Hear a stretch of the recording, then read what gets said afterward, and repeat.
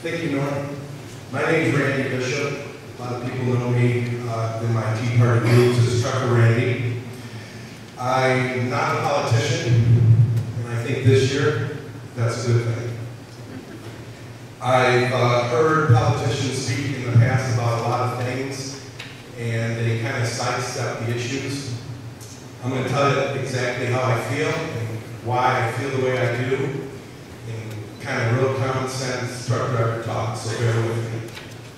First of all, regulatory reform, what the politicians call it.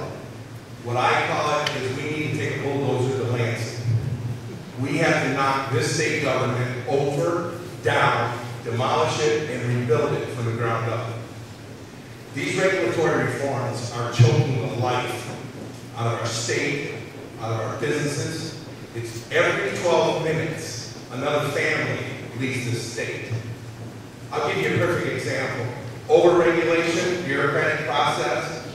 Where were these politicians holding these bureaucrats when General Motors wanted to build $1 billion plant here? 2 years, folks.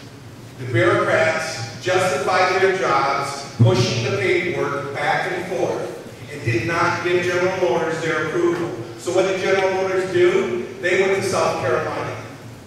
2 weeks. They had their bureaucratic process done, and they wanted that plant, and they wanted those 3,000 jobs.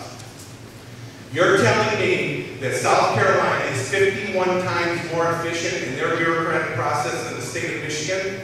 Unacceptable. Anybody who was part of that pushing the paperwork back and forth and not approving that plan for General Motors should be fired. That's what needs to happen to Lansing. I'm sick and tired of these guys telling us that we need to pussyfoot with these departments. They are choking the life out of this state. They are choking the life out of our jobs. And I lost my son to Jacksonville, Florida. I paid for his college education at Western Michigan, and he married a girl as a high school biology teacher. They could not get work in Michigan, and I haven't hugged my son in 3 years. That's because of these politicians. Another reason they went to South Carolina, it's a right-to-work state. Right to work is long past due in Michigan. Now, you union workers, I appreciate the fact that you are a union person. I was almost a union person when I went to Dodge Truck. I got hired in the summer after I graduated when I got accepted to Michigan State University. My first day, they pulled me off the line and they told me to go to the cafeteria. I had to go to an orientation. There, the union man said, you will get union dues taken out of your paycheck. Okay, thank you very much.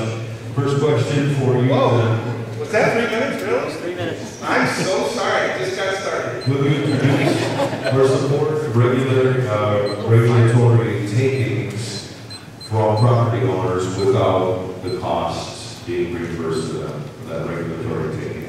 Takings are illegal. And if the people are not properly compensated for their properties based on a fair market, what they can do with that property, while it was still effectively being used for what it was zoned for, it's illegal, it's wrong. Next question, what would you do to balance the state budget? What I would do to balance the state budget is very simple. After knocking the state over and tearing it apart, I would prioritize. I feel that we need to make sure that criminals stay in prison and that our children get educated. That's a priority.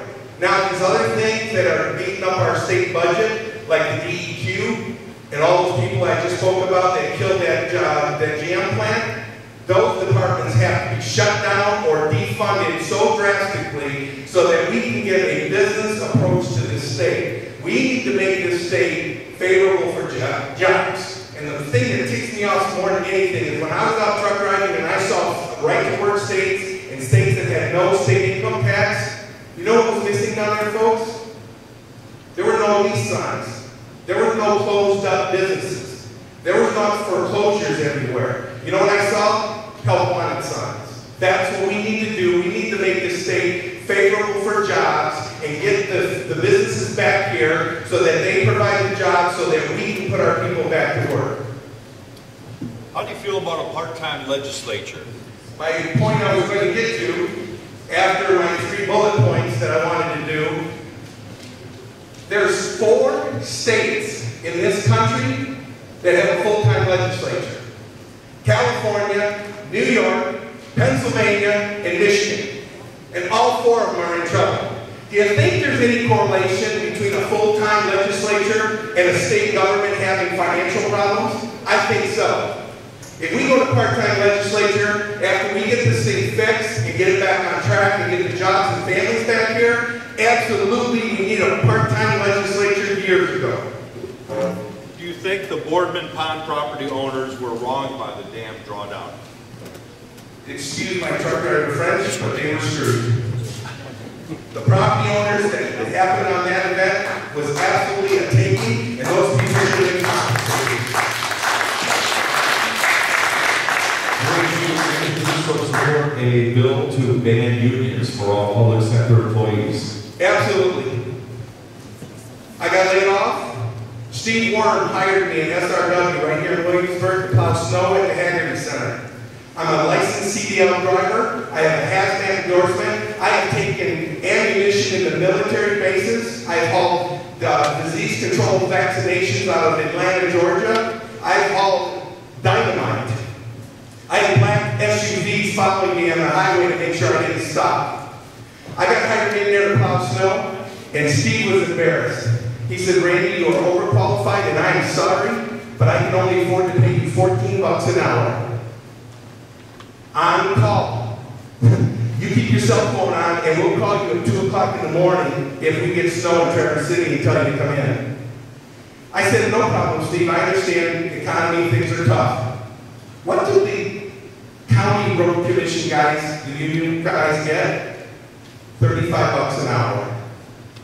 Now, if the private sector can only pay a qualified driver $14, why is our state and county employees that are unionized getting $35? That's absolutely wrong.